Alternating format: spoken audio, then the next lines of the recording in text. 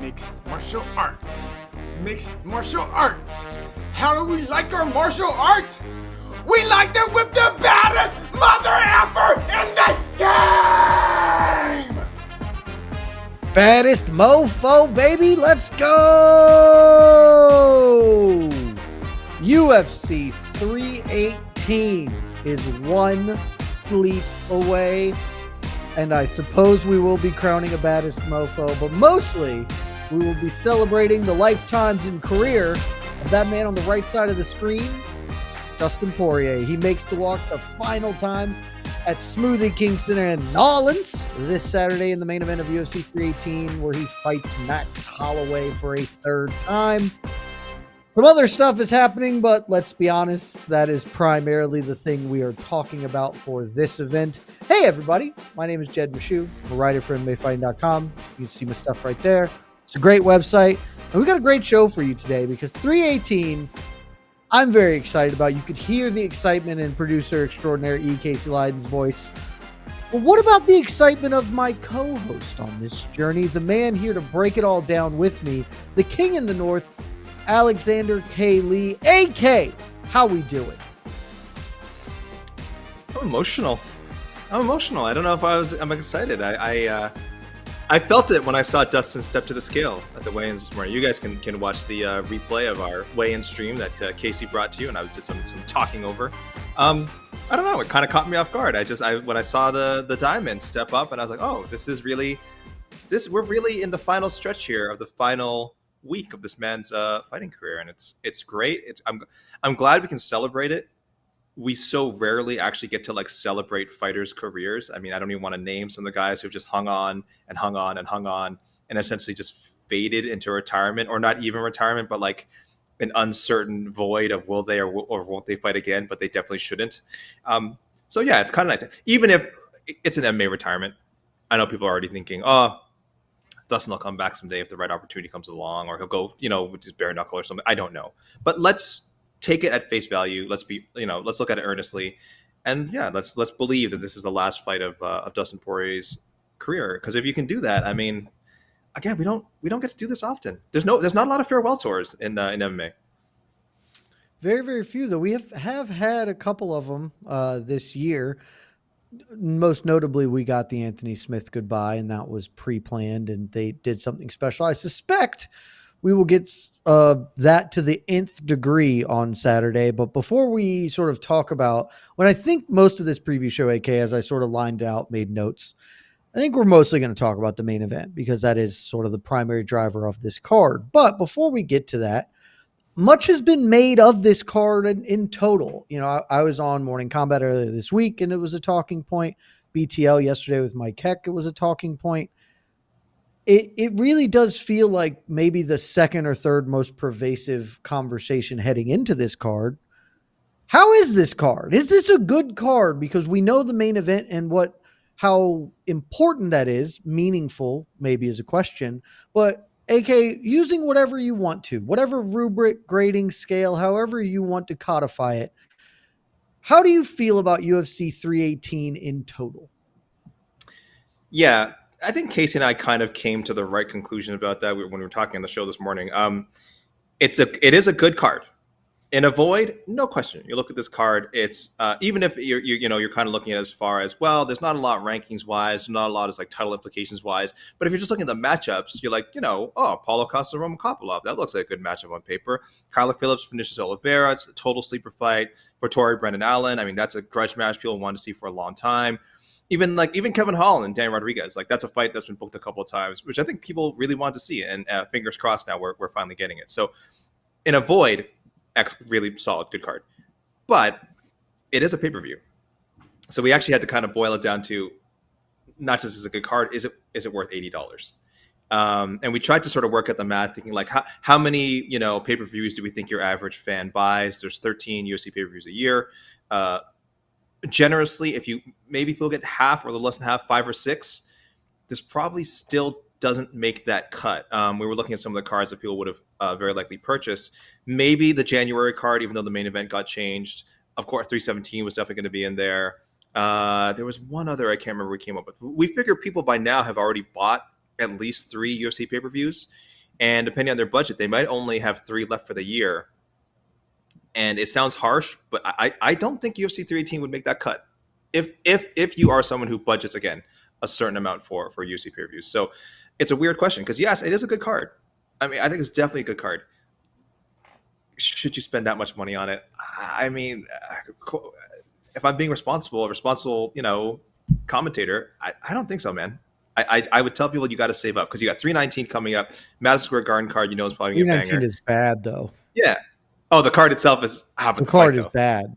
But the fight, though. The main event is great. 319 is bad. It might get Pico Evloev. I could get that, which honestly, it could really use that. But AK, here's the thing, because what you're saying, I think what you're saying about 318 is even more appropriate for 319. And I even understand what you're saying, right? Like if you are a person who sits at home, buys the pay-per-views, don't buy every one of them. I get that, right? Like I've talked about that this week. This is not the best pay-per-view of all time. That being said, Casey, that's 2 Michelin stars, baby. 2 of them right there for this. You know why? Because if I was anywhere in the New Orleans area, I'm going to this, man. Like it's the final ride of Dustin Poirier. And the big thing for me for this card, and I think I'm higher on it than just about everybody, I am willing to stipulate, and we'll even talk about it as we go through, minimal stakes for most of these matchups. Even the main event doesn't really have the most stakes attached. It's just is the retirement fight. So there's a narrative and a story there. We won't be talking about these fights and what they mean to their various divisions for weeks on end. But every single one of these is just a heater of a matchup. Like I will be stone shocked if anything on the main card isn't at least kind of fun, if not incredibly fun. And yeah, if I'm sitting at home, maybe I don't want to shell out $80 for it, but I don't think most people do that. I think you could be like, hey, get a couple of friends, come over, we'll all kick in, $10, $20. We'll buy some, we'll get a big pot of gumbo cooking. We'll get some beignets. We'll make this a thing and we will have a party. And I will be so surprised if at the post show, me and Mike are doing the post show in 28 hours, more than that, actually, like 36 hours, I guess. If we're not like, that was a damn good time, man. And I think that's what we're in for, AK. It may not be the most meaningful card, but the main event's a heater and everything else should be fun as hell as far as I'm concerned. Yeah, I will say, this is a rare instance where, it's a great line, but I think John Anik's sort of biggest, not like it's not a phrase that really actually makes sense, is when he says the card around which this person was built around. Because in truth, they don't actually build cards around fighters. That's not a real thing. They have a schedule. They have X amount of dates to hit a year, and they try and slot certain fighters into those spots. That's how it works. In this case, again, I don't know how it all came into their plan to hold a card in New Orleans and for the timing of Dustin Poirier's retirement. But yes, literally, the storyline is that we are honoring one of our greatest fighters ever, one of our most beloved fighters ever. We are doing it in his home state of Louisiana. So in that sense, yes, it is living up to its billing. And if you are so invested in that, that's certainly worth an X amount of dollars. And as Jed kind of pointed out, if you are someone who cares, again, really just about seeing good fights and paying good money to see good fights, I like this more than some other pay-per-views, like has that kind of potential, because ranked fights and big name fighters don't necessarily equal good fights. I don't think I'm like breaking any news here. I think you guys know this. There's situations where it's like, okay, well, we know these 2 guys have to fight because this person's number 5, this person's number 6 in the rankings. They have to fight each other. Stylistically, probably a disaster, but we have to do it so someone can move towards a title shot. In this case, again, you have a fight like Paulo Costa, Roman Kopylov, which again on paper just looks fantastic. You can look at storylines of like, well, Paulo Costa is, he's trying to stay in, he needs to keep his contender hopes alive. And Roman Kopylov is a sleeper contender because he's won, 2 or 3 straight, 6 of his last 7. Like, he's looked great. But I don't even care about that. Like, Kopylov could be coming off a loss. I'd probably still want to see him fight Paulo Costa. Like, I just think it's a great fight. Kevin Holland, we don't care if Kevin Holland fights for a title. The guy is trying to fight 7 times in 1 year, and he's well on his way to doing it. That's his quest. So you don't need those implications. Pitbull and Ige, again, yes, you want to talk about Pitbull ever fighting for a title, he needs to win, blah, blah, blah. That doesn't even matter. Like, this is a really great matchup. I know people are down on Pitbull after the year performance, but again, you look at this, you're like, yeah, these are 2 veteran guys who are going to put on a great fight. And then Zell Huber and Michael Johnson, just a great lightweight opener in like the deepest division of MMA. So, yes, I don't think, again, I can't be as high as Jed is, and I still sort of stand by, if you're a more casual fan, I just cannot see you shelling out your bucks for this. But there is, again, there's there's people that are on that line between like semi-casual and then maybe it's worth it. But I am looking forward to the card personally. But I can't remember the last card where I really said I wasn't. So I mean, I can't be trusted. I'm the prince of positivity. Well, let's talk about the man around whom this fight card is built, as you accurately portrayed it here. It's Dustin Poirier. This is his retirement fight, as we have mentioned before. Backyard, man from Lafayette, Louisiana. He is getting to fight New Orleans. He spoke this into existence, right, AK? He said, probably like to have one more. If it could be in New Orleans, that would be great. Dana White has come out and said this year, yeah, the only reason we're in New Orleans is for him. I believe it's the first time in a decade since they have been there, and much longer since they brought a pay-per-view to the Bayou. But this will be it. I don't really want to play the will Dustin Poirier retire game, because I think he's going to retire. Like I think this is it. So I'd rather play this game. Let's start with the most open way to ask this question, because some people have asked some really good questions this week on BTL, kind of made me sort of think about this in a different way. But what is Dustin Poirier's legacy on Sunday morning, right? When this is over, win or lose, what's his legacy? And does a win or a loss change it in any way? I guess is how will we reflect on Dustin Poirier, and does this weekend even really matter in that respect? Yeah, I think his last fight definitely matters. Not necessarily as far as like, oh, is he better than Max Holloway? Like, I don't know. He's beaten him twice. Does losing to him like ruin that? Does it go like, oh well, last basket wins. Max Holloway's clearly the better fighter with a bigger legacy. I don't think that necessarily matters. Again, there's other ways to compare them already. Max won the title in his division, defended multiple times. Dustin never won undisputed status at 155. So if you want to look at things that way, it's fine. But for me, like, this is indisputably one of the greatest, maybe one of, well, I won't put a number on. I was about to say, get really hyperbolic, but one of the greatest careers in UFC history. And I specify UFC. If you want to say MMA in general, sure, but that's a little bit of a broader discussion. But as far as the UFC goes, he's definitely up there. I don't care whether he won an undisputed title or not. He has, like, when you think of the UFC and you think of this boom period from the mid 2000s or whatever to where it is now, he wasn't part of the mid 2000s prior, I should say, but this whole growth period of the last 20 years, he's a huge part of it. I won't say he's the face of it. I mean, again, we have guys like Conor McGregor, we have guys like George St. Pierre, we have the Brock Lesnar's, Ronda Rousey. So he's we would never put him in that tier.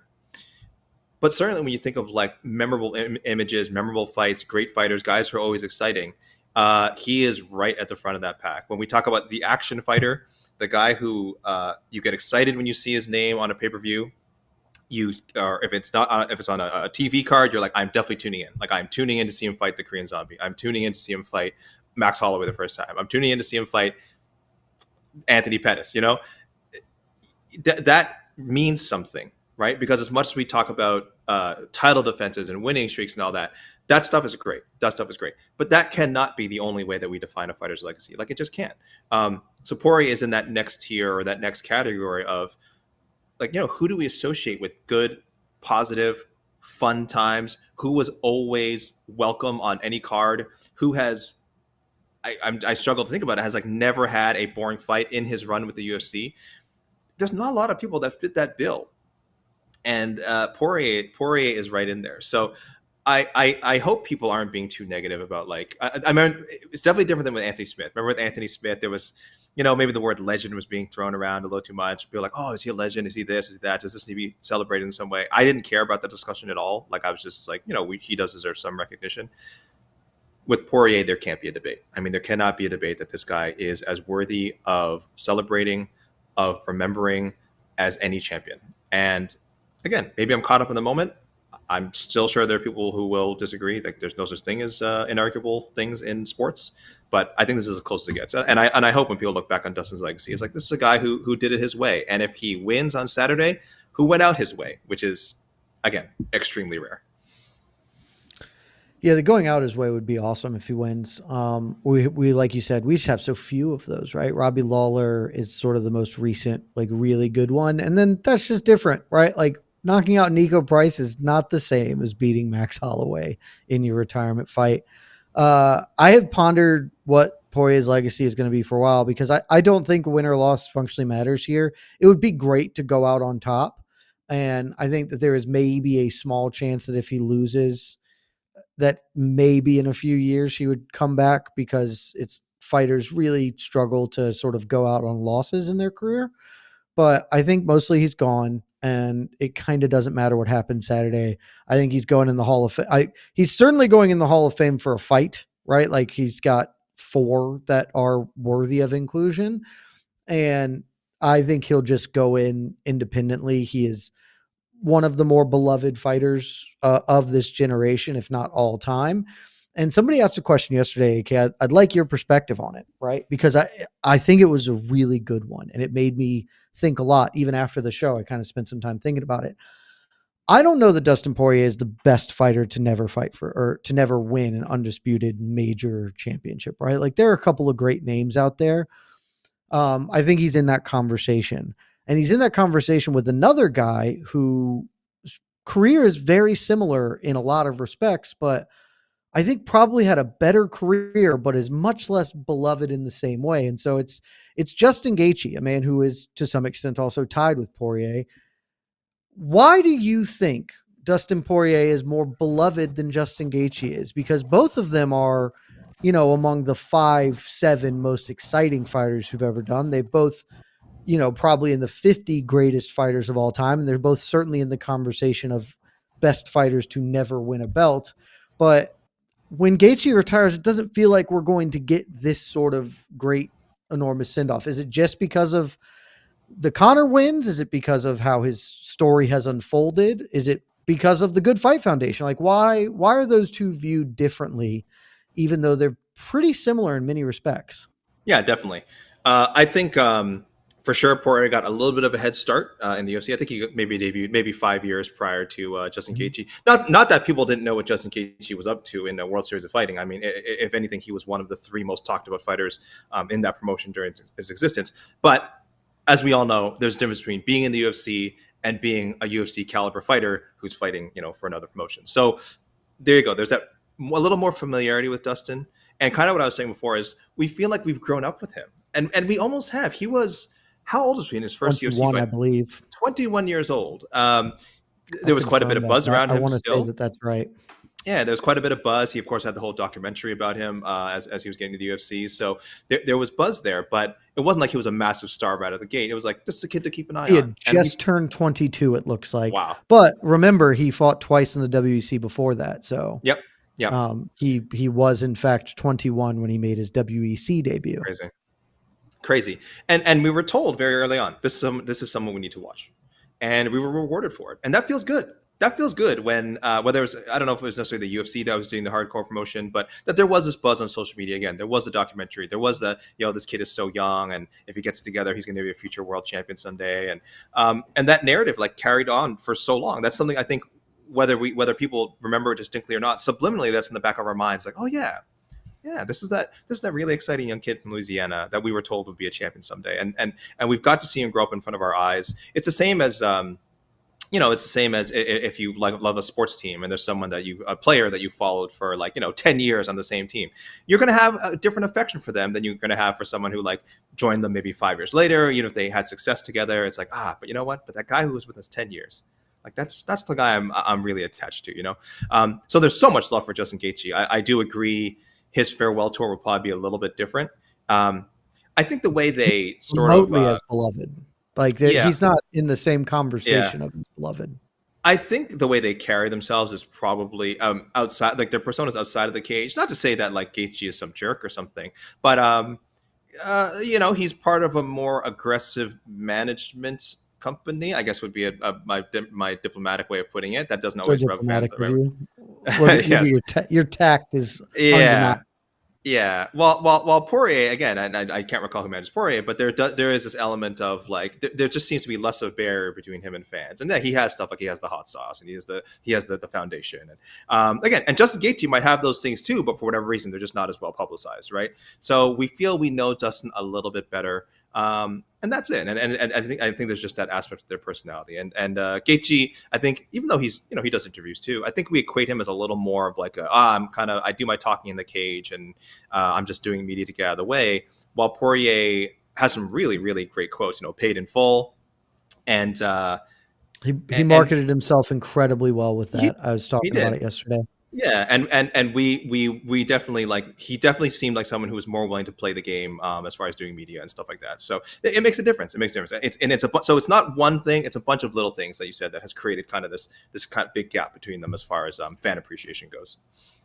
And also, that's honestly just kind of the Dustin Poirier story, right? Like it's not one thing. When he was a featherweight, it's not that he moved to lightweight that he had this career run. It's he moved up to probably a better weight class for him naturally. Physically, he didn't have to kill himself to make 145. He added all these layers to his game. He continued improving, like even in his most recent fight, like he gave Islam Makhachev, the number one pound fighter in the world. He gave him one of his more difficult tests, despite everyone kind of thinking Dustin Poirier's over the hill here, because he has just slowly improved time in and time out. Even in the first or the second Max fight, like I don't remember the odds, but I remember thinking people thought Max was going to win because Max was on that incredible run at the time, right? Like this was before Volkanovski happened, and we thought Max was about to make a play for being the greatest featherweight of all time. And then Poirier beat him, and suddenly things just sort of went awry there. So an incredible career. He's the sort of fighter who everyone should aspire to be, in my opinion, right? Like nobody has a bad thing to say about Dustin Poirier, except for like some of the weirder people in the sport. And so you can kind of discount those in general. And he's sort of the best of what this sport can be. But the other side of this, AK, is Max Holloway, who is also a beloved fighter. Like whenever he hangs them up, he'll get the same thing. That might finally be the impetus for the UFC to go to Hawaii when Max is like, this will be my last one. And Dana will begrudgingly say, okay, we'll do it because it's insane for us not to send Max to Hawaii. From the Max side of things, right? He's got a couple of things in play here. He is the betting favorite coming into this fight. More importantly, he's down 0-2. I haven't 100% confirmed this, but I pitched this out earlier this week, and I'm pretty sure that it is true. He would be the only fighter in a major MMA promotion to go 0-3 to two separate opponents should he lose to Dustin Poirier. A couple of people have come close, but he would be the only, like, in major promotions, not talking Midwest Smokers or whatever the hell Travis View or Travis Fulton are doing. So he's got some real things that he wants to win for, and he's been great this week. Media day yesterday, he was urging the crowd to boo him. He knows his role. He is playing his role here. What's at stake for Max Holloway coming into this one? I think personally, and I haven't like zeroed in on his injuries. I don't know how much he's emphasized wanting to finally get that one up on Dustin, but there has to be that part of him that, like, it's not like his career depends on it, but just as an athlete, he's prideful. His second fight with Dustin was awesome. Like, I'm sure he's always wanted to fight Dustin again, if just for the joy of it, which sounds, of course, crazy to us because we're normal human beings. We're not crazy people who go in there and get charged by getting punched in the face. But that's the cloth that Max Holloway is cut from, and I do think it would mean a lot. I do think it would mean a lot to get that W. I think he's also takes a lot of pride in being selected as the guy to, send Dustin off.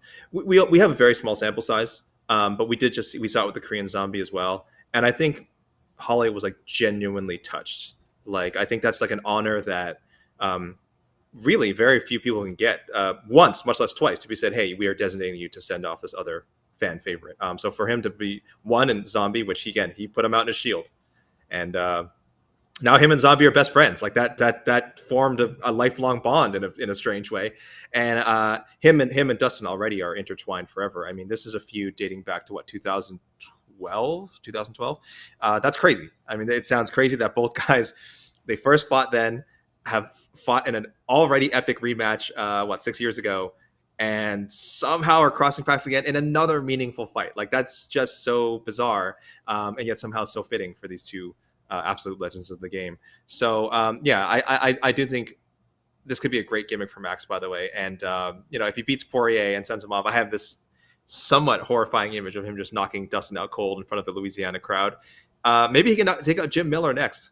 I don't know. Maybe that's the next fun thing for him to do. Maybe he's the one who should send Jim Miller off as well. But if he wants to be, it's not quite like legend killer, because legend killer implies he's like beating guys who are over the hill. But yeah, like, what do you call someone who sends people off into retirement, Jed? What compensation? What compensation do you get in retirement? The retirement package? I don't know. I mean, what do we call them? Your 401k. I don't. But that's not like a max 401k. Just one-upping Dan Ige by fucking 8 times. It'd be incredible. Oh my goodness. Yeah. Look, Donald Cerrone's trying to come back. Maybe he can send Donald Cerrone wants 2 more. Maybe Max can be the second one of those. It would be an incredible gimmick. It would be incredible. So good. Dude, John Jones, let's go, buddy. You want one more? Max Holloway is the guy. It would be incredible. Yeah. It's this fight rocks, man. I don't think Max honestly has anything at stake. I already told Mike this. I don't remember if it was on or off air. My Otno pick this week is that Max fights Charles Oliveira, win or lose. If he wins, he defends the belt against Charles Oliveira. If he loses, he just fights him. Because that's just the next fight that should happen. I don't because theoretically a win keeps him in like the title hunt, but not really. Ilya just killed him. So like, I know he beat Justin Gaethje, but the current champion there's no one is trying to see that happen unless he, I don't know, absolutely did. But even if he like stunts on Dustin, people will just be like, wow, Ilya's incredible. Like, I don't think anyone's going to be like, actually, maybe Max needs to run this back. So I think he's got nothing at stake but pride, but honestly, that's enough here. Like, he wants to play spoiler. He doesn't want to drop 0-3, and we'll see if he can do it. AK, let's get into the fight itself, sort of. I mean, I guess we could just roll this off. We don't need to be here for 3 hours in this preview show. So give me sort of your big thoughts on this fight, kind of what the matchup hinges on, if you have any major questions about what we're about to see, and ultimately your prediction on who wins on Saturday. So the big change for me is, and I think a lot of people mentioned this, is Max a genuine lightweight now? Not to say that size was the only difference in their second fight. Like, Dustin Poirier was just the better fighter that night. It wasn't just he was bigger. It might have had a little bit of size, but I don't think that is what makes the difference, because I feel like Max was probably giving up a bit of size to Justin Gaethje too, and he just destroyed him. So it's not that much of a factor. But I do think if Max, as he said. Am I frozen? Oh, hello. Now it appears that you're back. Okay, sorry. Yes, I saw myself freeze there. Okay. And I was just saying, if Max Holloway fully committed at 155 pounds, like, I think that's a big deal. I think, especially if you're like me and you're trying to find a reason like why he should win. I'm frozen again. Every time AK goes solo screen, he just dies. Yeah. I'm not sure why we're doing. Oh, AK, you're full blur. Yeah. Okay, you're like Bigfoot. You're just blurry. You're blurry. AKA you are like the band that sings Michael Bisping's walkout song, Blur. Wow. Yeah. Nice. That's how you're a professional MMA podcaster right there, boys and girls. Yeah. Well, AK figures out his poopy internet. Casey, you're here. Oh yeah. Do you have some thoughts about, because the main event is the primary thing we're going to talk about. I got notes for the other stuff. We'll get to it. But the main event is the reason we're here. Yeah, you're paying $80 for a main event. The other fights are just this is a boxing pay-per-view. It's very boxing in that regard. But how pumped are you for Saturday, right? Like, you get to be in the building for Dustin Poirier's retirement fight. AK, disconnect and reconnect, because you're not getting better. Just throw away your computer. Just bye, AK. Hold on. This is how hyped am I? Right. All right. I'm very hyped. Well, I'm hyped. I'm not hyped for the pay-per-view. I don't agree with you. I mean, I'm not angry, but I just think this is a bad pay-per-view card. But it is an exceptional main event, and I'm just gonna go with that for now. I've just two of my favorite fighters punching each other. I don't know. Can't lose. I can't lose. It's just gonna be great. The first fight I don't count. That's just a throwaway fight. Like. It was both of their UFC debuts or whatever. Yeah, Max was like 12 years old or something. Who knows? And I think he was 18. Yeah, 18. It might have been 19. Maybe he was 19. Yeah, and the second fight, which we were there in Atlanta, one of the greatest fights. That was just an amazing fight. And I think if that night, if they would have fought 10 times, maybe Dustin wins 6 out of 4. The fight was, from my memory, was closer. Then it was competitive. It was competitive, yeah. It was competitive. I'm just really looking forward. I'm just glad both guys are coming into this hopefully healthy, and I just think it's really interesting. Dustin, we talk about retirements and stuff. Outside of Habib, and he retired for reasons. His retirement reasons.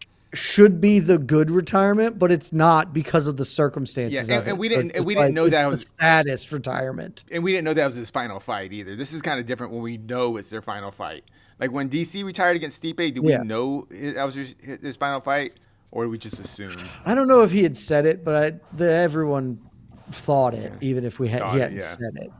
Yeah, I can't recall if he this one's kind of pretty unique. I can't. Maybe you have to go. I'm sure this happened before, but when was the last time a main event pay-per-view where we knew they were retiring? Not just they just happened to retire. I mean, I knew John was retiring when he fought Stipe, but I don't think the rest of the world was comfortable knowing that. Yeah. I knew it. Yeah. Well, I didn't have a doubt in my mind. A card that's built around that, honestly, this may actually be the first time that I don't recall one. Yeah, has been built around that, because usually it's a fight night because you're not retiring in the similar circumstances. And AK, is your technology back? Too. Yeah. Has your technology returned? I'm nodding, but I'm trying not to nod too hard. I'm trying not to nod too hard. Or push your laptop camera or whatever down a bit, because look at my chat. Let's match your headroom. Yeah, but then now he might freeze up and die again. You never know. That's true. Okay, there you go. AK. All right. Eyes up here. Eyes up here, Casey. Eyes up here, Casey. AK. Now that you're back, please. Yeah. I don't honestly know where you were going. The question posed was, what are your thoughts on this matchup and who's going to win? My thing was, can fat Max Holloway finally beat Dustin Poirier? Okay, that is what I was trying to get to the heart of. I was dancing around it, but that's my whole thing. Can Max Holloway with 10 extra pounds of lard finally get a win in the series? And I don't know. Because there's not a lot of I feel like technique-wise, there's not a lot of differences that we can make. I don't know if you can look at any of the recent fights and be like, oh, well, Max does this now differently than 2019, and Dustin Poirier does this now differently, and that means now Max is better. I don't know. I'm sure there's sharper observers than me that could tell you, picking little things of technique that'll say, Max, this is something Max couldn't do in their second fight, and trust me, if he does this and adds this to his game, he's definitely going to win the third fight. I don't know, man. I don't know. I do know that I think him, again, fully committing to the weight class is different. It is different than him hopping up and taking a fight at 155. He was still the featherweight champion when they fought for the interim title in their second fight. So again, that was he was still kind of in between things. There's also, again, if you want to look at age, there's just at different stages of their career. Max has always been shocking. Every time you look at Max's age, you're like, oh, he's only this, he's only that. So he's, there's just a little bit less life mileage, probably not in cage mileage. That's probably about the same, but life mileage, yeah, he's a little bit younger than Poirier. So, those are the things that might give him the edge. But as far as technique goes, man, I don't know. This is just going to come down to a scrap again. I think it's going to look a bit like the second fight. There might be more of a feeling out process early on, but you are. I think if you're picking Max, I don't think you can do so with a ton of confidence. just based on what we've seen from them in the last, since the last fight. Yeah, I couldn't pick either side with a ton of confidence. There is one really, so I think Max is a much better fighter than the last time they fought. I think Poirier is certainly a better fighter. I don't know if he's gained as much. There's one thing, you go back and watch that second fight, it really stands out, especially in the context of who Max has gone on to become. And then the stats bear this out. Max did not kick literally at all. He attempted 2 kicks in the second Poirier fight. And that honestly ended up being like a huge problem for him in that fight. Like there's the semi-famous quotes of him coming back to his corner and being like, Poirier's blocking funny because he's doing the shell and rolling stuff and getting his elbows out. And Max didn't have any tools to attack past the defensive shell of Dustin Poirier because he was explicitly a boxer. Almost immediately after that fight, he started adding kicks to his game. He kicked as much as he punched in the Gaethje fight. Like that was, and the spinning back kick that Gaethje ducked in and broke his nose, like probably was the biggest, most important strike of that fight. I know the fight ended by a KO, but like that really made it so that set up all the success he had. So I think the kicking game will be like, it's a huge game changer for him just to have more weapons to fight Poirier with. I'm interested to see. But the big question for me is just, how's Max look? Because he got knocked out and he's never been knocked out before. And when fighters get knocked out, they don't always come back the same. And, Max has more mileage on him than just about anybody. He's 33 going on 102 in cage fighting years. Because again, he made his UFC debut at 18 or 19. He has been not just professionally fist fighting for 15 years. He's been fist fighting at the highest level of the sport for well over a decade at this point.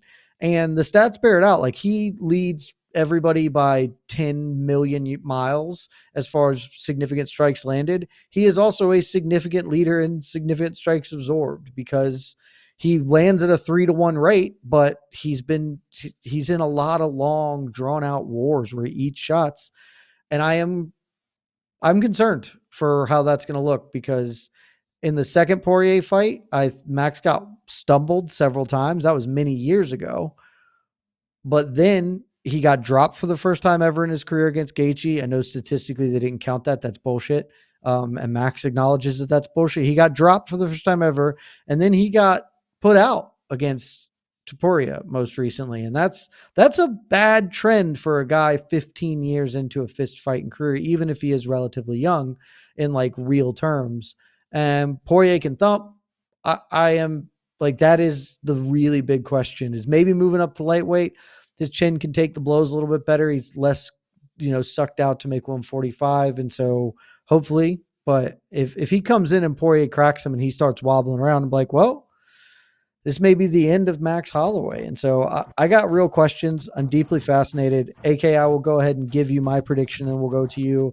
I'm going to pick Dustin Poirier to win this one. And because I believe in living in a world where things are fun and people get the wonderful outcomes that they want, if Max loses, his career is not over. I want Dustin Poirier to go out on a high note. And what could be a better ending, AK? What could be more picturesque and perfect than he finally hits his signature maneuver? That's right. I'm picking Dustin Poirier, 4th round guillotine choke submission. Don't be silly. Jump the gilly, boys and girls.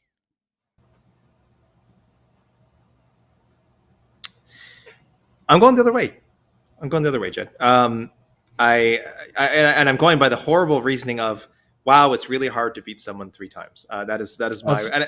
It's really good reasoning, honestly. I mean, it would be if we hadn't seen Alexander Volkanovski do the same thing. Though that probably wasn't easy. I will say, beating Max Holloway 3 times was probably really, really, really difficult.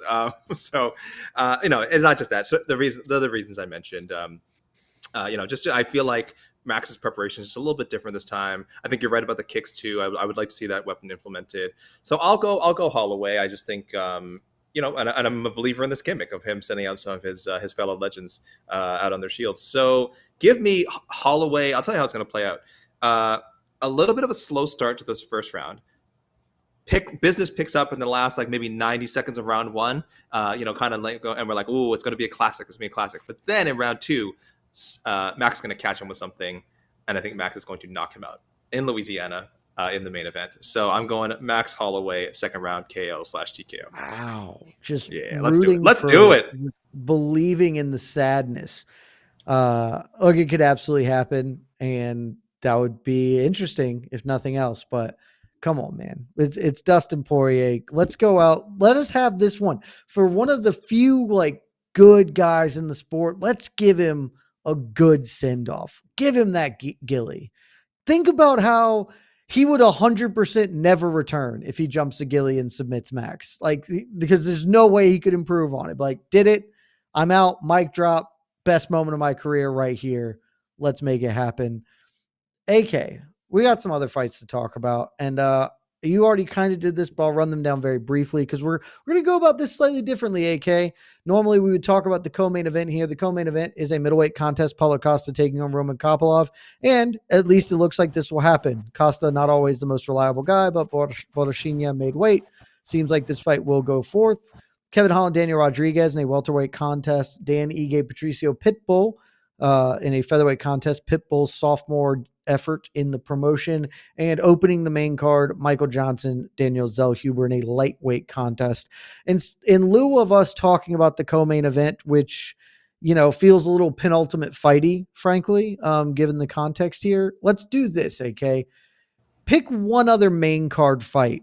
What's the best or most interesting of the non-title fights from the main card that you're looking forward to on Saturday? I don't know if this is the best fight, though it could be very good. It actually should be. It should be an entertaining fight. Danny Gay and Pitbull. I cannot quit Patricio Pitbull. I don't know what it is. There were signs near the end of his Bellator run, frankly, that, you know, maybe he wasn't quite the Pitbull that, you know, was once considered one of the 5 best featherweights in the world, maybe one of the top 15 pound for pound fighters in the world. This isn't a new, like that Yair Rodriguez disappointment. That didn't come out of nowhere, right? That wasn't like, wow, I can't believe Patricio Pitbull didn't run through him. I think a lot of us, I mean, I picked Pitbull to win, but after the first round, I was like, oh, maybe that He's knockout, 1,000 years old, right? Maybe that knockout to Suzuki, you know, told us something. Maybe that like kind of listless decision win over this other guy, like, maybe this close fight, you know, meant something. And I think I was, you know me, I'm always just too optimistic. I'm also very bad at recognizing that point when a fighter is like no longer the same guy. I'm always late to the party. I think I hang on for a long. Tony Ferguson, I hung on super long. I just could not accept. He's got a chance. He's got a shifting to boxing. Does he? He doesn't. Salt Poppy's going to kill him. And I'm frankly, as someone who was never like a huge Tony Ferguson fan, oh boy, I'm going to be tickled. I meant to text Shaheen, and because Shaheen was also on the Salt Poppy train with me, and his two boys battling it out. I wonder how he's feeling right now. That's hard. And he still has to root for the Phoenix Suns, so it's just not good times for Shaheen El-Shadi all around. But Dan Ige, the Dan Ige part of it is perfect. Like, I think this was such smart matchmaking by the UFC. Dan Ige is the consummate gatekeeper. Oddly, I think he's probably going into this ranked ahead of. Well, yes, I mean that would make him. He's definitely going in ranked ahead. Yes. Yeah. He's ranked ahead of Pitbull, who is not ranked at all in the UFC rankings. Fittingly enough, again, did not look good in that debut. So Danny Ige is now holding the gate, not just to the top 15 or whichever spot that they would give Pitbull should he win, but yeah, really to probably Pitbull ever fighting for a UFC title. Like, you never say never, but he is 38. He just recently turned 38. If he loses, he's at least like 2 fights away. And I don't know how long it's going to take him to get those 2 fights and the opposition that he has to beat. It can't be any 2 featherweights. It's going to have to be like, maybe they give him one guy, you know, outside of the top 20 just to get his some value out of him. But then he's going to have to fight someone in the top 15 again. And then if he beats them, that's still not a guarantee. Featherweight is a pretty deep division. So it's a long road back for Pitbull if he doesn't get this done. So I will be very intrigued. At the very least, I want to believe he still has a lot left in the tank. Not a lot left, has something left in the tank. Yair's a very good fighter. I don't think there's a lot of shame in looking that bad against Yair. We all would have liked to see more, but Yair is very good. Danny Ige is also a good fighter, but I think we'd put him a tier below Yair. That's a bar. A tier below Yair. Way to go. Thank you. But sign this boy up for clips. if he The looks Thornton as brothers, they need some help. if he looks as poorly against Danny Gay as he does against Yair, we're really gonna have some serious questions about what the UFC does with Pitbull. So that I'm intrigued. I think that this is the correct choice and it frankly should be the co-main. Danny Gay is the gatekeeper to the top 10. Like that's it. And I use the term gatekeeper with love and affection because I think it's a noble position in the sport. You got to keep the riffraff out. Who guards the city from the Huns? It's the gatekeepers, and that's Danny Gay guards the top 10 from the wannabes. And I think at this stage of his career, Pitbull is probably closer to the wannabe category. Wouldn't all the way write him off, but I'll 99.9% write him off if he loses this one because it just doesn't seem that that's happening. But since you talked about it and frankly hit all the key notes, I'll just throw out the co-main event. It's not the world's greatest fight. It's probably the least I think the fight will still be quite fun, but it's probably the least guaranteed action fight of the main card to me because I don't think there's a world where Zell Huber Johnson isn't just fireworks, like that. Those two dudes and some like secret little heat between them. They're going to come out and try and take each other's heads off. And Danny Rodriguez, Kevin Holland's going to be similarly banging, but I am fascinated to see what Paulo Costa is doing, right? Like he's kicked up some beef with Khamzat Chimaev this week. He's trying to lay the foundation for that. This man's won one of his last 5 fights. He's been out for over a year. He's having some issues getting to the cage. He's far more active on Twitter these days than he is in the thing. And again, this was a dude who not that long ago was challenging for the middleweight belt and kind of looked at as he'll be a perennial top 10 guy. And he hasn't really followed that up in a meaningful way. And so this is, I think, do or die for him. If he loses to Roman Kopylov, as the odds makers suggest he will, then he's going to be one of those dudes we look back in history and start being like, ooh, that wasn't that great of a win for Israel Adesanya.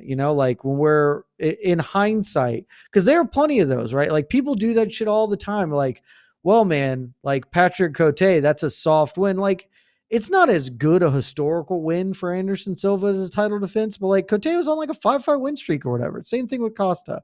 He may be relegated to that sort of category if he can't get past Roman Kopylov here. So I think that he personally has a lot of stakes in this fight, and I am at least interested to see how that plays out moving forward for him. You personally have a lot of stakes in the main card opener, if I'm not mistaken. Oh, I sure do. If my no bets barred listening, if I did not mishear. No, you did not. This is a climb bet. Climb bet, step 21, got it early. Prices moved already. I think Zell Huber's going to kill Michael Johnson, who I believe to be washed, though on a 2-fight win streak. Credit to him for pulling that together at this stage of his career. But I think this is a setup fight for Zell Huber, and he is going to look fantastic on Saturday. So we're going to kick off the main card in style, and the watch party in style, and the watch party. Actually, well, I think the watch party will start with Loke Dog versus Kyler Phillips. Oh, awesome! Which transitions us to our penultimate phase of conversation here before we get to the fans. Prelims. We're going to do the exact same thing we just did. This is a 14-fight card. We have at least addressed 5 of them. That means there are 9 prelim cards coming at you. 4 middle prelims on ESPN / ESPN Plus, and then the early prelims over on ESPN2. Not going to run through the whole 9 of them because don't feel compelled to do that. But AK, same thing as before. Pick one. What is the prelim fight that, low-key banger, however you want to qualify it, that you are most interested in? Man, I'm kind of into all of these. But again, by the time, we get to Friday of fight week, usually I'm not into all of them, but there are, like I said, some of these are going to be fun if not anything else. Even I know people are. I see people in the comments scoffing at like, "Oh, you're into Carly Judice and Nicole Cagliari." Hey, these are flyweight finishers. That's buddy. a good fight. Yeah, the thing to be opposed to is the Jimmy Crute Marcin Prachnio because that fight's trash, but everything else is pretty good. Was a ranked light heavyweight once. Jimmy Crute is 29 years old. Yes. 0-5, or has winless in his last 5. Has not won a fight since 2020. It's a long time. Is a minus 300 betting favorite over That's not Marcin good. Prachnio, and he probably should be that big a favorite. Light heavyweight is a disaster zone. So there's some wild odds on here. We got Lucas Bresky. The only man to defeat Walter Walker in the UFC. That is So just wonky. bizarre. I had to watch that fight again. I do not remember anything about that fight, and just like right now, cannot picture it. Cannot picture that happening. So that's He intriguing. didn't get leg locked, so he won. There he That's so he pretty won. much it. Dulatov. Where did Dulatov land in your contender series tier list that year? Dulatov was a round 2 guy. He was fringe Oh. round 1. The problem is like almost all the dudes he beat before, like even though he has a great, like he's on like a 10, 12 fight win streak, all the dudes he beat were just like total bombs for the most part. Yeah. And then like he beat whatever that dude's name is. I don't know. I could look it up here, and he beat him quickly if I recall. But I didn't want to have like 15 top graded things, so he was a just below frankly Loke Dog just below too, and Loke Dog, look at how he's done. It could have just been a good season, right? So it's like you could be top 5 in a crappy draft. It doesn't mean you're better than someone who was like top 15 being in a second round. Draft. Yeah, being a second round pick is not bad at all. It just means you're still expected to do quite well, and plenty of them have had success. Dulatov, I don't know why he hasn't fought in so long, because he got signed in Contender Series, and now it's 8 months or whatever since he got signed. But yeah, he's set up well against Adam Fugit here. Yeah, he certainly is. But no, my pick would be Ateba Gauthier and Robert Valentin, and not just because I think Gauthier is going to just crush him and destroy him, which he probably will. I think he's the biggest betting favorite on the card. Pretty sure. There's some big ones. I think he is the biggest though. But I actually think, yes, Ultimate Fighter bias. I know. I think Robert Valentin has a chance. Anytime I see someone as inexperienced as Gauthier being a minus 600, whatever favorite he is, I think that's like crazy. Like I get it. I see the gifts. I see the vision. I see it. Robert Valentin's got like a lot of experience, and he comes from a good training background. Used to work with Valentina Shevchenko a lot. I'm not brave enough to like put money on Robert Valentin, but for me, like I just don't think this is necessarily a layup for Gauthier. I understand like that's why they keep guys like Robert Valentin around. I think this will be was this Valentin's third fight? His third fight, and he kind of. I hate to say it because the guy's a future champion, but kind of maybe beat Torres Finney. Oh no, he didn't. He didn't. But that fight was awful. The fight was awful. Torres Finney did not land a strike, maybe at all. I guess he kind of prevented Valentin from doing it too.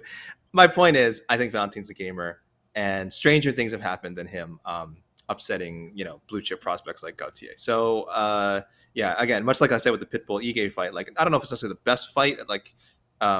But I'm intrigued. Like I will be, my eyes will be locked in as long as the fight is going on. Unless it turns out the Torres Finney fight, at which point I'll definitely have to distract myself in other ways to not fall asleep. Yeah, Thibaut Gauthier is going to kill this dude. You don't know Thibaut Gauthier was one of my top rated. I think he was like number 5 on my board of prospects from the most recent Contender Series. He's awesome, and this is a setup fight. I'm going to go deep. And I like the real answer is Kyler Phillips. Loke Dog is just an awesome fight. There's a reason it's a prelim. Like Loke Dog has been sensational in the UFC. Kyler Phillips he's not to the Dan Ige level of established gatekeeper, but that seems to be his role, right? He's gatekeeper to the top 15 at bantamweight. This is Loke Dog's chance to really establish himself as a future title contender. And a really competitive, should be incredibly fun scrap in one of the best weight classes in the sport. So that's the answer. But just to stick it to whoever's in the chat, give me Carly Giudice, Nicole Cagliari. That is a fun fight of prospects. Carly Giudice, I really like a lot as a prospect. I think she's going to be quite good. Nicole Cagliari, I also like a lot as a prospect and think she's going to hang around. They are going to open things up, and they're both just going to scrap. Like they were both going to come in and scrap. It will not be a boring start to the evening. And so I'm looking forward to that. Frankly, I'm looking forward to a lot of the things that are happening on Saturday. I've always had a soft spot in my heart for Francisco Prado, who's taking on Nikolai Veretinikov. Like Bruno Ferreira, Jackson McVeigh means nothing to me. Jimmy Crute, Marcin Prochnio, Ryan Spann. That little section is tough, but there are definitely some winners on the undercard. Before we get Casey in here and go to the Q&A, very quickly, very quickly, AK, bonus round. Who's getting bonuses on Saturday evening? Give them to me. Whoever wins the main event main event. If it goes your way and it goes to at least the fourth round, I can't imagine it not being the fight of the night winner. But I'm predicting to end in the second round. So I will go Max Holloway is going to get a bonus for brutally KOing Dustin Poirier in his last fight. I will go, you know what? For the sake of the climb, Jed, I'm going to go. No, you know what? Robert Valentine, he's going to get it after he if he pulls off the upset, he's going to get one. In a shocking upset. And Kyler Phillips, Loke Dog, the very obvious choice, I think, for fight outside of the main event. Kyler Phillips, Loke Dog, fight of the night. Yeah, I'm going fight of the night for the main event. I think it's going to end up being fight of the year. Again, it didn't take a rocket doctor to say this. I told everyone as soon as the fight was booked, Max versus Justin is going to be fight of the year. Like, I don't care whatever happens. And then it won fight of the year. Though some people thought it didn't. Those people are wrong, by the way. Go back and watch it. That fight's sensational and it ends in literally the most ludicrous ending possible. That fight was absolutely deserving fight of the year. I think this is just going to be fight of the year. I think it's going to be incredible. I'm ready for it. I think they're going to stand toe to toe and bang it out right from the get go. That'll be fight of the night. Bonuses will go to Atiba Gauthier, who is probably just going to be super violent, and Daniel Zellhuber, who I think those two dudes are not take the under. They're both just going to come out and wang them at it and see what happens. And I trust Daniel Zellhuber in that instance. So that's it. Casey, why don't you hop on in here and we will head to the Q&A. Before we do it, chat, get your questions in. I know we've already got some super chats in there. They'll get priority. We'll try and answer a bunch before we get out of here. Casey, we already got a little bit from you, but what else are you looking forward to? Anything else jumping out at you, catching your eye from this card outside of the main event? Well, I just want to give a shout out to the only fight on the card that wasn't even mentioned, not even in passing. Don't want to. I know I intentionally did not mention it. We are treating these two men like they're two unranked female bantamweights. This is the middleweight fight, right? Like, this is it. Marvin Vettori has always been the middleweight. You said the name. Yeah, Marvin Vettori has always been the middleweight champion. He just for a while he was too high up in the rankings to count. Now he's where he belongs, just middleweighting the hell out of things. Right. A main event title contender, and we don't even say his name anymore. It is very, I don't know, it's just unique. I just thought it was hilarious. It is definitely. I mean, these are two top 12 dudes. They might even be top 10 in the UFC's middleweight rankings. Honestly, you could have had Vettori Allen in the co-main just as much as Paulo Costa. Easily. Like, I guess Paulo Costa. That's why I find it so odd. It could have been the co-main. It can also been the curtain jerker of the night. In fact, Vettori and Allen are both more highly ranked than either Costa or Kopylov. There you go. They're 10 and 11 in the UFC rankings. Costa and Kopylov are 13 and 14. That's just weird. It is honest. It is, I think, actually the highest ranked fight on the whole, of two contenders. I don't even think it is the two highest, but ranked fight other than the main event. It is not even the prelim main. Yeah, we didn't even talk. We're. I'm not that interested in Marvin Vettori fighting. Is the thing? It's Marvin Vettori. We're 57 minutes into this show, and we didn't mention two ranked fighters who are fighting each other. It's just because Marvin Vettori. Marvin Vettori is a black hole of fun and interest. He is a deeply uninteresting fighter to watch, and he has not been a different fighter in a decade. He's the same dude every time. Brendan Allen should win, but if he doesn't, then he failed the idiot test because, what Marvin Vettori is going to do. It's going to be the same thing. He's big dude, blockhead. That's it. That's what he brings to the table. A little bit of volume, a little bit of pressure.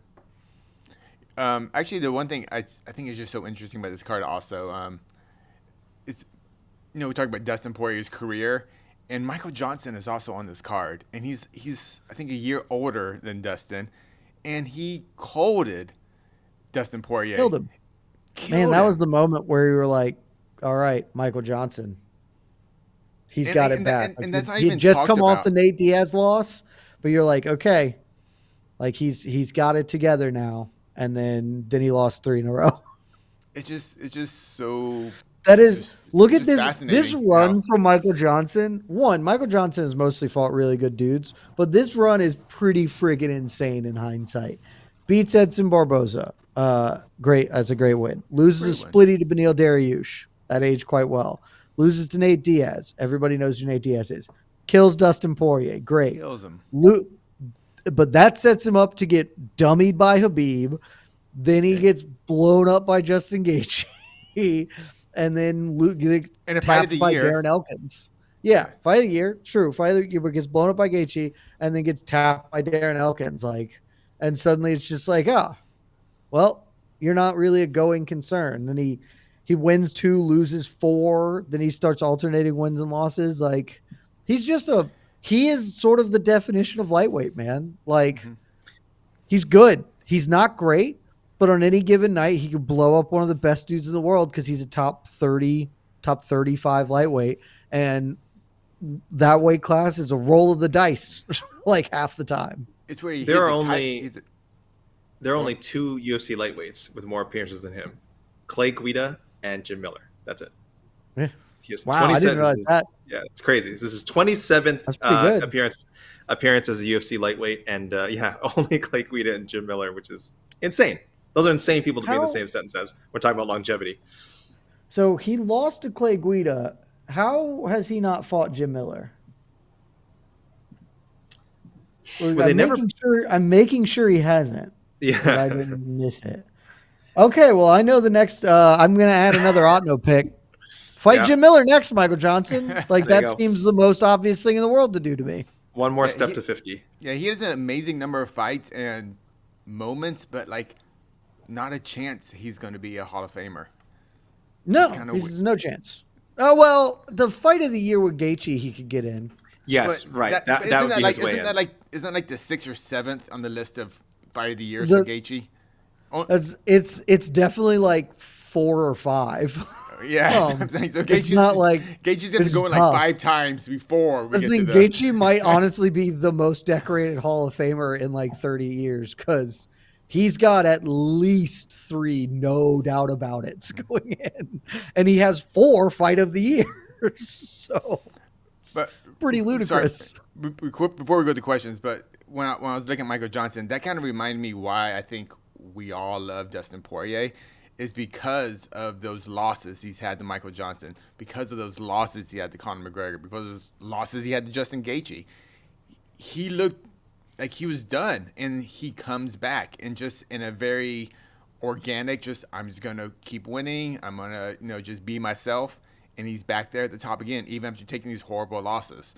So I just think as fans, I think we've just really enjoyed that ride. And if you stuck with him the whole time, like we're on the train, it was worth it, So, I think it's just an amazing career for Dustin Poirier in terms of he had lots of lows, but he came back even stronger. It's just it's pretty remarkable.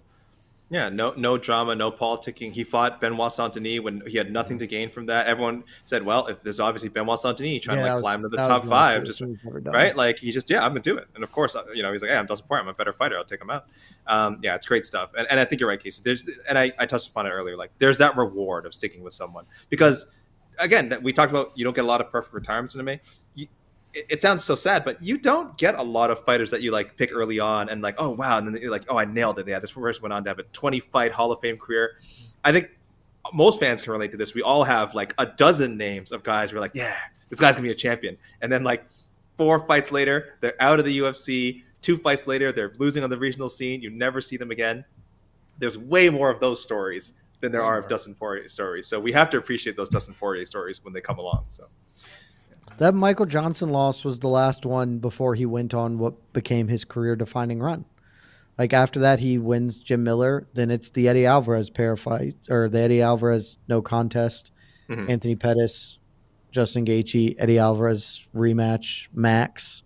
Like that. I mean, that is the career defining run of Poirier, and it came on the heels of the Michael Johnson loss. Pretty weird. Pretty weird. All right. Super Jacks. Let's get to the questions. Super chats come in. I know we had a bunch of them. I saw them all flying in. Spencer, $10 from Spencer. Thank you very much, Spencer. 8 out of 10 card for me, boys. If they don't forget the co-main would have been an. If they didn't forget the co-main would have been a 9. Izzy versus Sean 2 made a lot of sense here. Which 2 fighters not in the main are most likely to fight for a title in the future? So I do agree with the start of this take, AK, because I've pitched that. Like, I think if this just had a real co-main, everybody would be universally on board with this card. Because it doesn't, because it is set up as a boxing card, as Casey pointed out, people are down on it. But if you could pick a co-main, I don't agree that Izzy Sean 2 makes sense here, frankly. That doesn't feel like that has any necessary vibe here. What would have made sense as like a real, true, honest to goodness co-main event here? I don't know, because you can't. You're saying picking from this card or throwing some other big? Oh, you have to throw some other big fight on here. Yeah, to put another fight on here to make this feel like a real pay-per-view. I mean, It doesn't necessarily have to be a title fight, but usually that helps. Yeah, but something else big, right? Like a big fight. I'm going to cheat a little bit and look ahead. Like, I feel like you could argue this is not a big fight. Like, I almost wish, and obviously it wouldn't have ended up happening, I almost wish the Evloev Pico fight had been the co-main of this card instead of getting on to Abu Dhabi, and now they're getting pushed back to wherever. Because that, to me, one, you're debuting a guy who's an exciting fighter. It kind of sticks with the BMF theme. Like, Pico, for as long as he's with the UFC, is going to be a BMF fighter. Like, win or lose, that was his life in Bellator. Like, he never put together like a 7-fight win streak. He would lose one, and then he'd hellaciously murder like his next 3 guys, and then he'd lose another fight and murder some more people. So like Pico would be like the definition of that. So great way to introduce him. Almost, I don't think Chandler was not the co-main when he debuted against Dan Hooker, was he? Maybe not. Sounds right, but I don't know. I don't think it's a co-main. Maybe not the co-main, but it'd be the main card. I think. Fight, yeah. I think a great way to debut Pico, and also again, Evloev. I know there's this misperception that he's like a boring fighter because he doesn't finish people. Like, I don't think he's that boring. He just doesn't get finishes. That's fine. He wins decisions. He is someone you should be positioning as your number 1 contender at featherweight. I still don't know what their plans are for Volkanovski. Obviously, Evloev is not next, but I would say you give him a prime spot. And again, you don't want something too big that's going to take away from the BMF title fight, right? You don't want another title fight in there that people are saying, oh, well, why wasn't this title fight, the main? This is like a real title. You don't want to, you want to avoid that kind of stupid controversy. So yeah, you go with something a little more mid-range and something that has clear like title implications. That would have been nice. Yeah, I think because I tried to think of this and there's really just not a good one. Like, a few years ago, they were kicking around the idea, or at least there was some push for a women's BMF or a BMW or whatever the hell it is.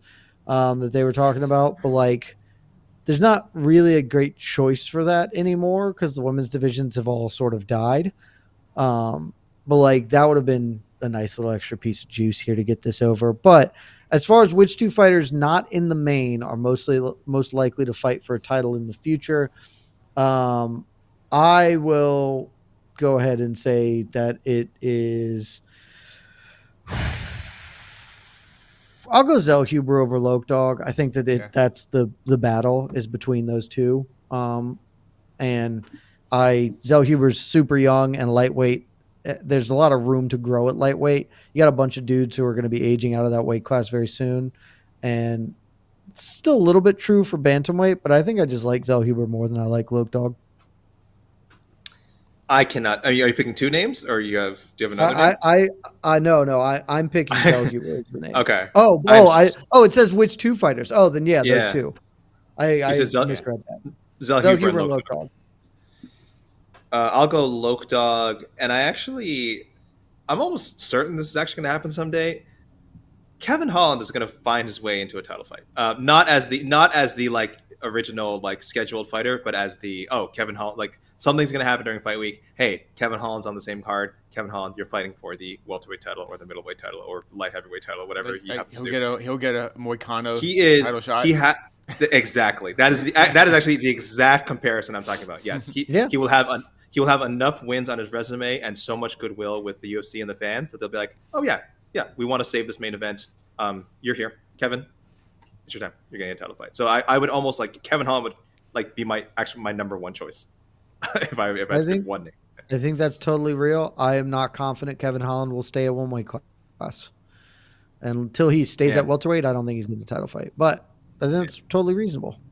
So are we predicting a Islam Makhachev versus late notice Kevin Holland? And that would be funny. God, I tell you, that's what I'm hearing. That's what I'm hearing. It's very honestly, very that possible. Makes so much sense because Islam's career is destined. He is destined to possibly be the greatest fighter of all time, and never and have just the shittiest greatest fighter career of all time. All you did was beat featherweights for your whole. You couldn't do anything about it. But all you did was beat featherweights in like a late notice or weak opponents. You go up and you beat a guy who is the justified welterweight champion, but nobody really cares about in that way. And then you fight Kevin Holland because circumstances. And so you may be the greatest fighter who's ever lived, and you somehow piece together the shittiest GOAT resume ever. It's going to happen now. It's going to happen. And then Poirier goes up. Islam wins. It's like, well, you beat a feather at welterweight. Yeah, you beat a featherweight at 170. What are you talking? And immediately everybody will walk back the loads that they've laid on Poirier. It's like, well, he's a featherweight. It's good. He's gonna have. That's absolutely what's gonna happen. It's gonna be insane. Thank you, Spencer, for putting these horrible scenarios in our head. Yeah, that was terrible, Spencer. But thank you. You're back, Spencer. Another $9.99 super chat. DP, a top 5 favorite fighter ever for me. Such an aware and real dude. So happy he's getting this send off. Does DP have the best interim title win ever? One big over a current champ, and it's the end of the WEC. So it's definitely not the end of. Yes, but Cub Swanson's still puttering around. So technically, WEC is still alive in that respect. Is his the best interim title of all time, though? That is a very good question. And without thinking too heavily into it, I'm going to say yeah, because he beat Max Holloway, who was a reigning champion at the moment. He was the guy. Wasn't the fight right before that an interim championship? What do you mean? Adesanya Gastelum? Oh yeah. That was a double interim championship card. 236 was Yeah, so is it the best interim title win ever? So it already can't be, right? No, not that. That's you're talking about fight. I'm talking about the quality of the win. Oh, okay. God, quality. Okay. DP's win over Max is better than Izzy beating Gastelum. The quality of opponent. Correct. Sorry. Yeah. Correct. Yeah. Okay. But no, but in that respect, no, because that's.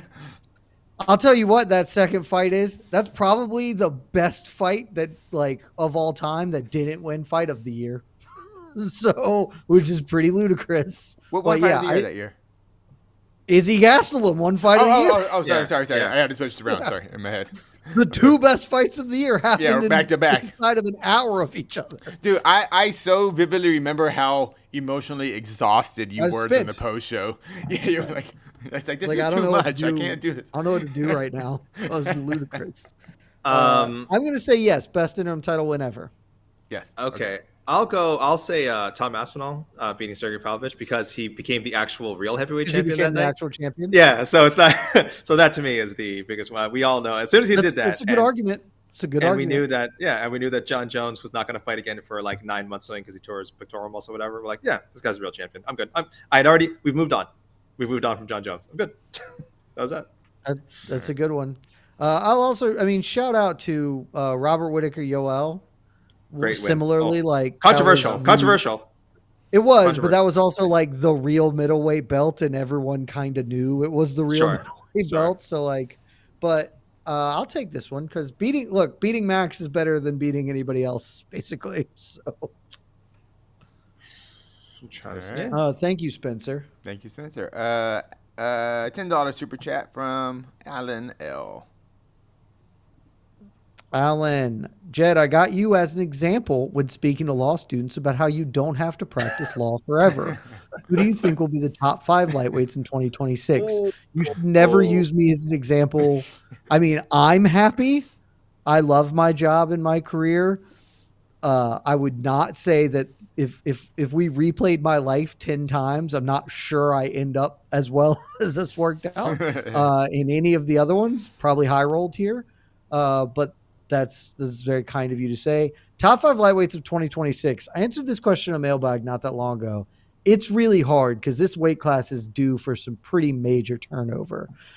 Just looking at the UFC's top lightweight rankings at this moment in time. Are we talking only UFC? Are we talking only UFC? I mean, you know what? Sure. We can open the door up, though I think honestly that's probably going to cross over anyway. But if you look at the UFC's top rankings, Topuria is the champion. Makhachev is 1, though Makhachev is obviously no longer a lightweight. Arman Tsarukyan, Charles Oliveira, Justin Gaethje, Max Holloway rounds out the top. I think it's pretty likely that Gaethje and Oliveira are not there in the coming year. So, AK, kind of spitball it here. Who do you think top 5 lightweights are going to be at the end of next year?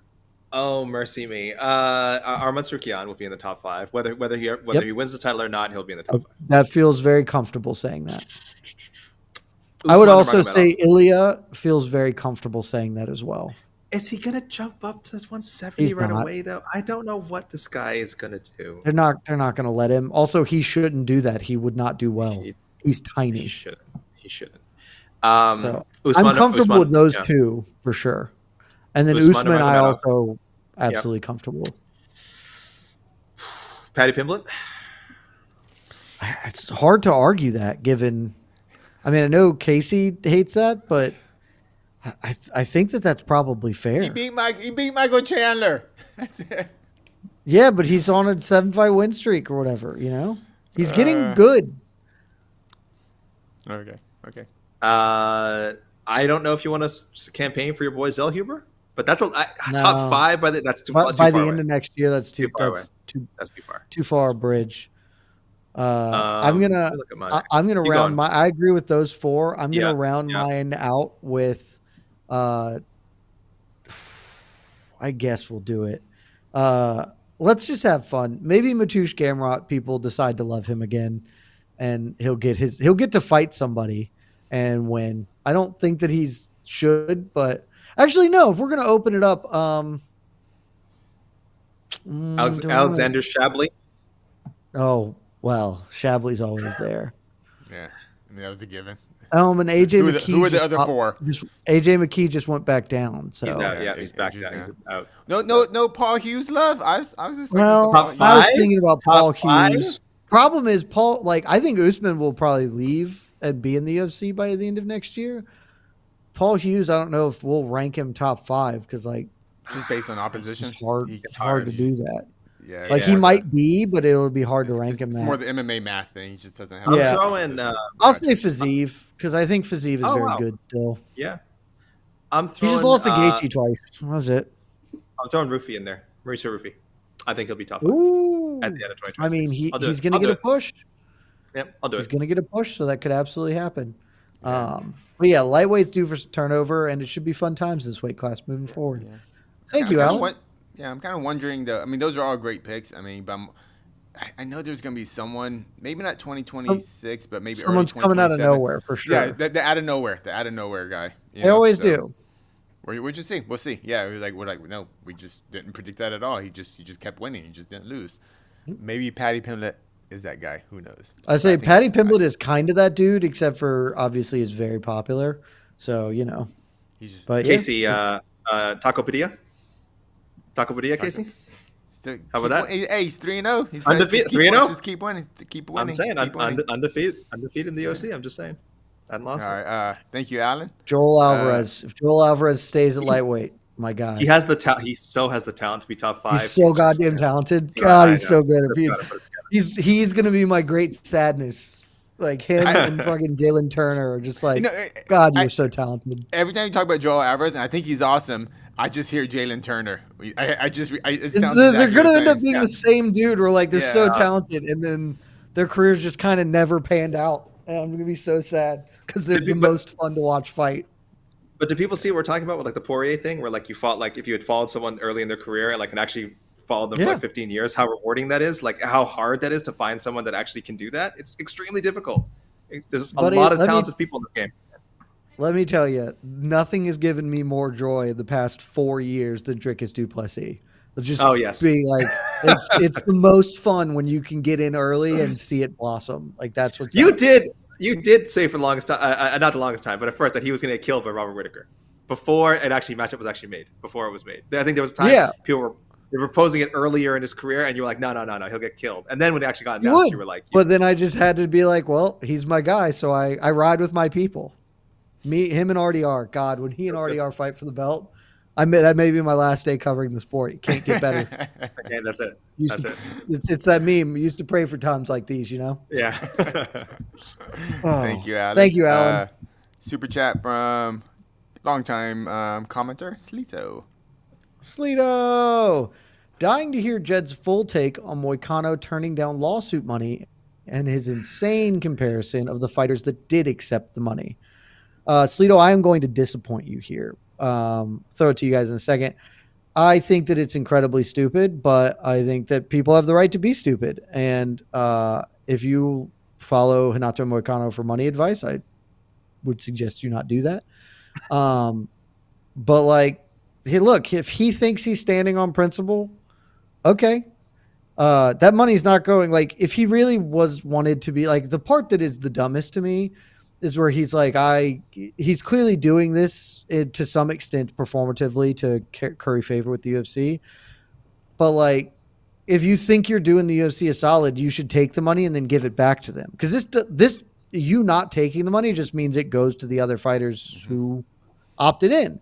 And so like, I'm cool with that. If you don't want the money, that's good. Those people can use the extra $300 or whatever it ends up being when they split up your slice of the pie. But like his whole argument is just like, you fundamentally aren't really thinking this through all the way to like, I believe in the free market. Okay. Are you suggesting America's not a capitalist society? No, it is. Well, then why did this happen? And then you dive into like, oh, because they are exercising outsized influence on the market. And so while yes, you agreed to that contract, you had to, because there was no alternative option that was remotely thing. And it's not it's not equitable compensation, but ultimately it's his choice, man. And so like, that's fine. I think it's stupid. And I think his kids should be like, Dad, I want to go to college. So this is dumb. Like, you could have set me up to go to college by saying yes to this, but his life is, he gets to choose. Yeah. Can you imagine the kind next of, press conference, he just hands a bag of money to Dana. He goes, That would here's my be- class action money. That's Here's the the thing money, is, Dana. that would be way, way funnier and way better. Like That to would be be- like, Here, hey, Dana, and here, you earned because- this. and also, That- frankly, a better aligning with the points he's trying to make Yes. or whatever, as opposed to what he did. Yeah. Like that would, but like he just clearly didn't think that through in any respect. And again, that's fine for him. But like, if I was his kids, I'd be furious. Like, Yeah. literally, every future Christmas, I'd be like, oh, I noticed I didn't get the bike I wanted. Couldn't afford it. You could have if you weren't an asshole. Like, I would never let him live that shit down. 60 grand is a lot of money. Yeah. The other move was, again, make a public gesture like, I took the money and, I gave it right to charity or something. Like, that was right there too. I was like, oh, okay. Well, that would have been fine. And there you go. What a good guy I am. Look how much I help people. And also like showing the UFC that like, I'm not taking the money for myself. I'm perfectly happy with our arrangement, UFC. But thank you for this donation that I am making in my name and in the UFC's name, whatever. Like, that's right there. That's right there, Renato. Or so that make that shit a gimmick for your thing. Like, oh, I don't believe in this. I'm going to drop this 60K into Bitcoin and, one of my followers to do it. Cause like he just went about it in the, but it's his right to do. Yeah, we are not taking away his right to be stupid. That is everyone has the right. I exercise this right. This is America. I exercise this right every day. Thank goodness. I'm stupid constantly. Are you allowed to be stupid in Canada? Do you have freedoms up there? I don't know. Are we on air? Are we on air right now? Is this going up? Can people see this? You know what? Then I plead the Yeah. the 8th. We plead the 8th up here, by the way. We the don't 8th. plead the 5th. Yeah, we plead the 8th in Canada. So. I'm just waiting. I hope this doesn't happen, but I've been following the sport for too long. There's going to come a time in like 10 years when Moicano, instead of as a gimmick needs money, like actually needs money, and be like, man, I still empathize and feel bad for you, but like, you could have had that money. He'll be all right. Yeah. Thank you, Salito. Thanks, Lito. Let's get to the regular questions. Are you cheapos? But we'll still talk to you. Okay. We love cheap. We love normies. The Okay. pores. The pores. Okay, EKC money lighten. Okay. The plebs. We love you all. This is a callback to the weigh-ins. I think AK would love to talk about this. Always. Intangible 79. Oh my God. I now want to seesaw weigh-ins. I don't have a clue what this means. Did you hear about this? It was what was his name? Oh my gosh! I said I was going to remember his name. Atiba Gauthier? No. One of the commenters, Tally. I think his name was Tally. So I had this great idea. Is like at the weigh-ins, why don't we just put both fighters on a seesaw? And if the seesaw bounces, then the fight is fair. And I was like, this is the greatest idea I've ever heard in my life. That was my reaction as well. That's so good. It's been there the whole time. We no one thought of it the whole time.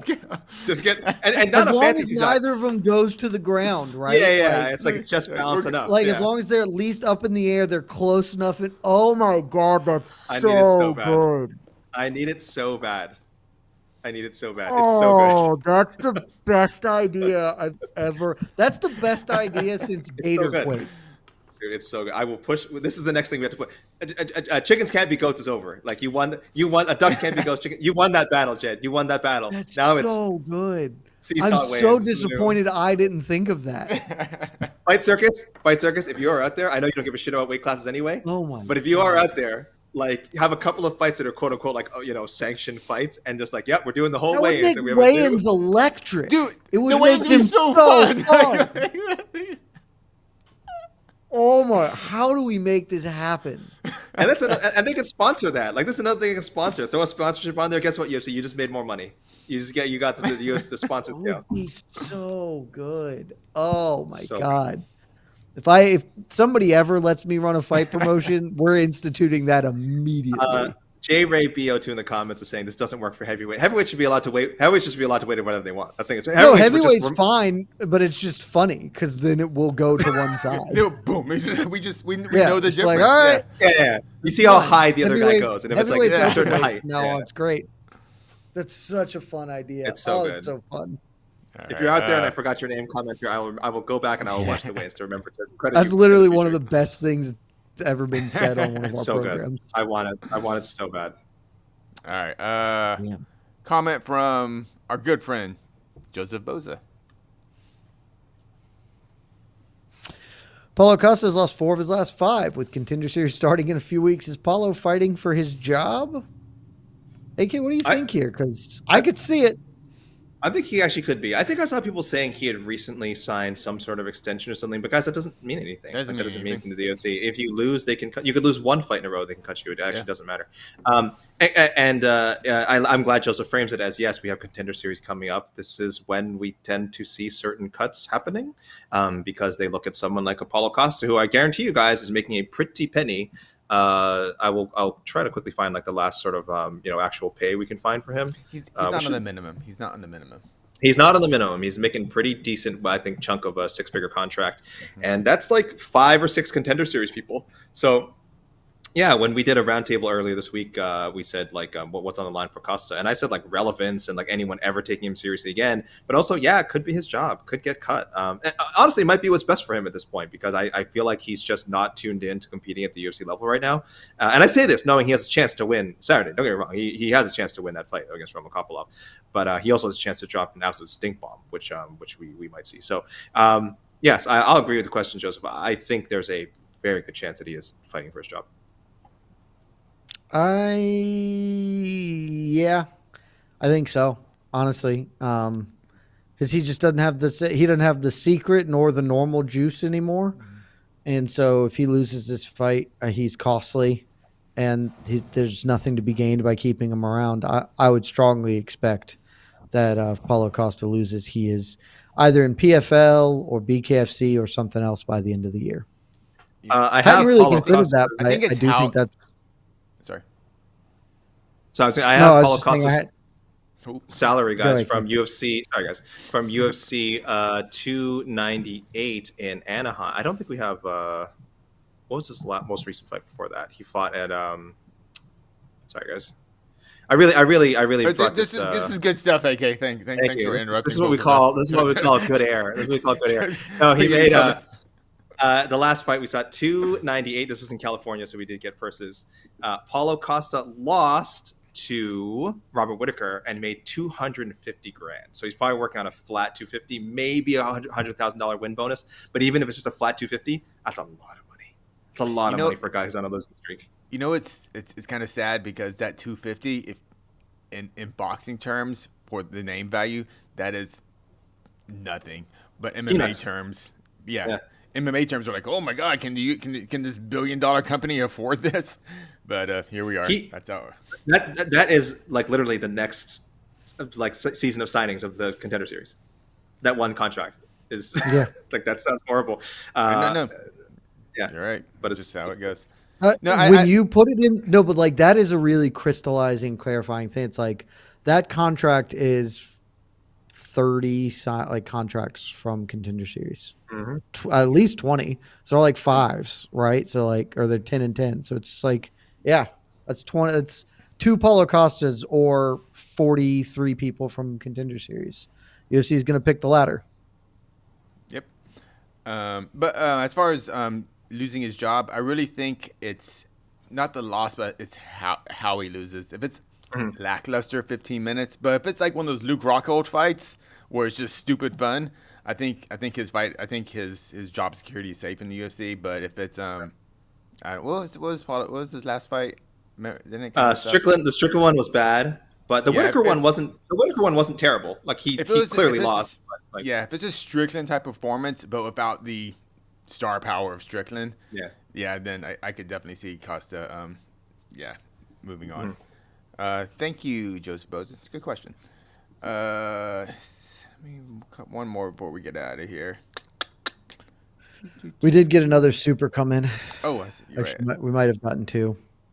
I see one more. Here we go. Jeez. Super chat coming in.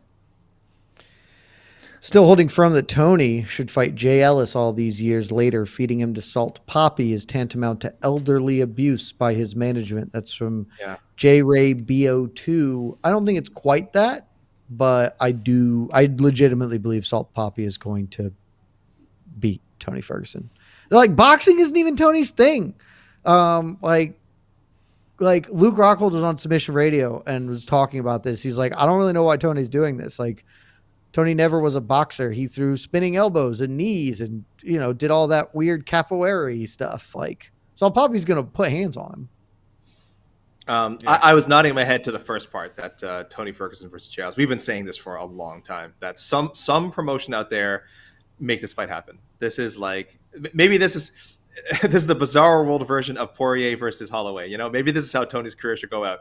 Fighting Jay Ellis, probably winning. I think he probably would beat Jay Ellis. I don't see how he could lose that. And that's it. And just ride off into the sunset, please, Tony. You've given us so much. I know you're doing this for yourself at this point, probably, but I think it's time to walk away. So I like the suggestion. All right, and last one before we get out. Lopsided. Who y'all picking to star in the Dustin Poirier movie? It's a terrific question. I need more time to think about it. Yes, I need some time to think about that. Okay. What? First of all, what is the? That's a good movie. That's a good movie. First of all, what is the? Are we just going like very basic biopic from the beginning of his obviously maybe WEC career? No, you got to start before that. You got to start before that. It's a long ass movie, my friends. Yeah, it's a long ass movie. If we remember the great, quick correction too. When you talked about Fightville, the documentary he was part of, it wasn't about. It was to get to the WEC. It wasn't to get to the UFC. Right. Okay. If we remember the great film "Más Forte que el Mundo," of course, you guys.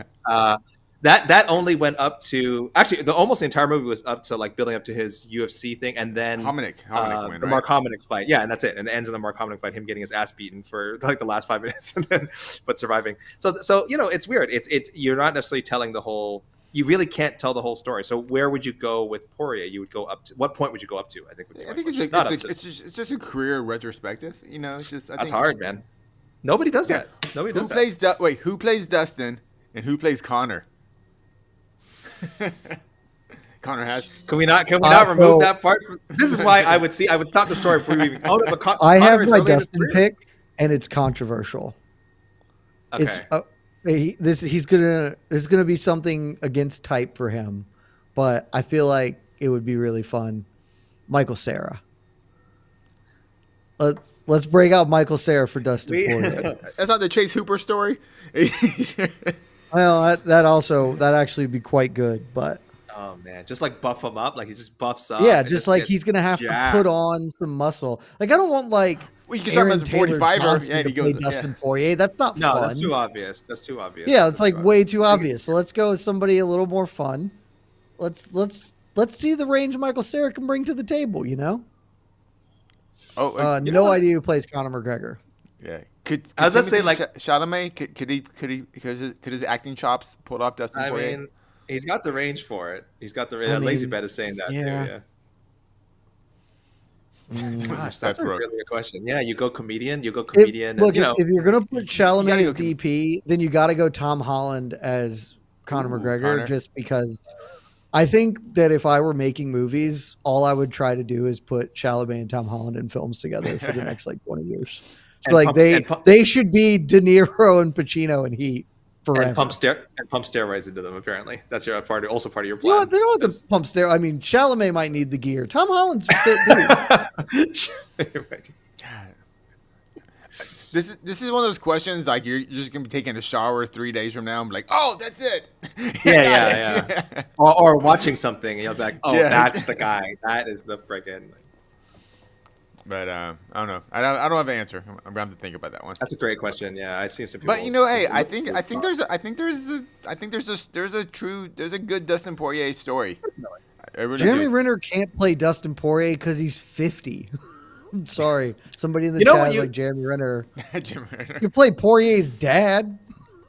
You know what you would go up to in the movie is you would go up to the second Max fight, and then you would just say it's undisputed title. No, you wouldn't. No, you in that movie in the Conor fight, because Conor is the moment, right? Like he did the whole paid in full thing for Habib, and then he lost, so he wasn't paid in full. But like Conor is the crowning moment. It is the time he fully completed the journey of look where I've come from where I was. It's obviously the biggest win of his career in those respects, even if it's not the best. You end on the Conor fight for sure. I think you could end on the second Conor fight. You don't even have to go to the third Conor fight. No, yeah, not the third one. The second one. You end on the second one. When for the first time in Conor's career, he was finished by strikes. You know, just straight up finished. And I think that's if you want to end it not in the whole career, yeah. If we must. All right, boys. Let's get our script notes. That's done. Yeah, I'll start working on it. Let's work on it. All right, take us home, AK. Wait, no, who hosted? Oh yeah. Oh, I'm hosting. I guess. Why are you in the Go middle? home, boys. It's UFC 318. It's one sleep away. The final ride of the Diamond Dustin Poirier. It's going to be great. We got coverage coming all week. I mean, also, there's a whole bunch of other stuff happening. Manny Pacquiao's coming back to boxing. Alexander Usyk running things back with Dubois tomorrow as well. Coverage on that. And PFL Africa, which is, I wouldn't call it a good card, but there's certainly some big names and some interesting things happening. We have coverage for all of that on MMAfighting.com. We'll have a People's Pre-Fight Q&A tomorrow with Kate, or at least Mike. I think maybe just Mike. Of course, a live watch party with me and Mike Heck heading down to South Kakalaka tomorrow. Post show and all the fixins that come with your average pay-per-view coverage. So keep it locked in MMAfighting.com. Thank you for tuning in. AK, thank you for joining us. Casey, thanks for being the best producer in the game. See y'all tomorrow. Love you.